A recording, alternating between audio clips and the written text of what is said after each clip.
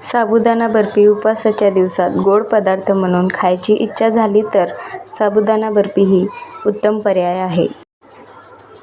कमी साहित्य, सोपी पद्धत आणि अप्रतिम चव लागते. पॅन गरम करून त्यात 1 वाटी साबुदाणा घालून मंद आचेवर छान भाजून थंड झाल्यावर मिक्सरमध्ये बारीक पूड करून घ्या.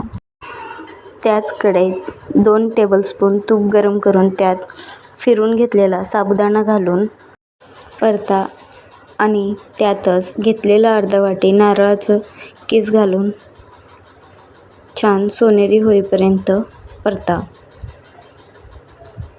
परतून एका प्लेटमध्ये काढून घ्या. त्याच कढईत 2 वाटी दूध घालून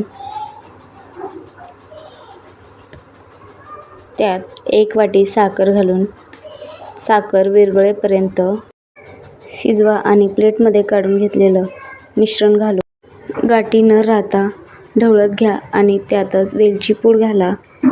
वेलची पूड घालून चांगलं मिक्स करून तूप लावलेल्या ताटात काढून घ्या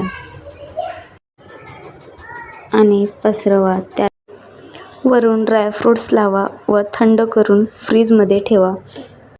थंड झाल्यावर कट करून घ्या. बर्फी नवरात्राच्या उपवासात गोड पदार्थ किंवा प्रसाद म्हणून साबुदाणा बर्फी बनवायला घ्या. व्हिडिओ आवडल्यास लाईक करून शेअर करा.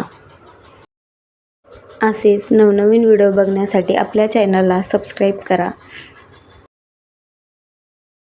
व्हिडिओ पूर्ण बघितल्याबद्दल मनापासून खूप खूप खूप धन्यवाद.